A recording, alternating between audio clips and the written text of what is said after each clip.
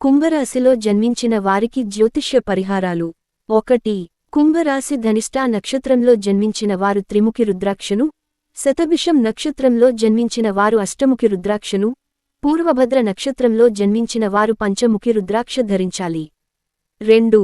కుంభరాశి ధనిష్ట నక్షత్రం వారు జమ్మి చెట్టును, శతభిష నక్షత్రం వారు అరటి చెట్టును, పూర్వభద్ర నక్షత్రం వారు మామిడి చెట్టు మొక్కలను దేవాలయాలలో నాటాలి. 3. కుంభరాశికి చెందిన వారికి నీలం, నలుపు ఇంకా లేత రంగులు అదృష్ట రంగులు. ఈ రంగులతో ధరించిన వస్త్రాలను ధరిస్తే శుభం కలుగుతుంది.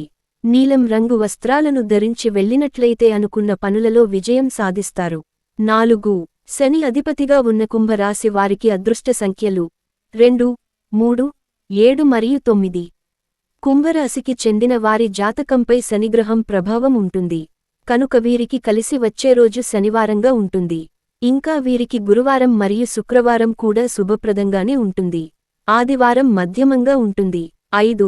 నిత్యం శని దేవుడిని పూజించండి. 6. సాధువులు, సన్యాసులు, నిరాశ్రయులు మరియు పేద పిల్లలకు ఆహారం అందించండి. 7. ఆదివారాలు, అష్టమి రోజులలో 8వ చాంద్రమాన రోజు భైరవ ఆలయాన్ని సందర్శించి కాల భైరవ స్వామికి పూజించండి. 8. ఆహారంలో నల్ల శనగలు మరియు నల్ల మిరియాలు ఎక్కువగా ఉపయోగించండి. 9. పేద మరియు కార్మిక తరగతి ప్రజలను గౌరవించండి. వీలైతే వారికి సహాయం చేయడానికి ప్రయత్నించండి మరియు వారికి ఏదైనా దానం చేయండి. 10. సూర్యునికి వీలైతే ప్రతిరోజు లేదా ప్రతి ఆదివారం మరియు ప్రతి సప్తమి రోజు 7వ చాంద్రమాన రోజు తప్పకుండా నీటిని సమర్పించండి. 11. అడ్డంకులు తొలగిపోవడానికి మంగళవారం, బుధవారం మరియు చవితి 4వ చంద్రమాన రోజులలో గణేష్ మంత్రాలు మరియు స్తోత్రాలను పఠించండి. గణపతిని భక్తిశ్రద్ధలతో ఆరాధించండి. 12. మీ శరీరంపై బంగారం ధరించడం మీకు మంచి అదృష్టాన్ని తెస్తుంది. కాబట్టి అదృష్ట శక్తులను, అనుకూలతను ఆకర్షించడానికి బంగారు ఆభరణాలను ఎల్లప్పుడూ ధరించి ఉండటానికి ప్రయత్నించండి. 13.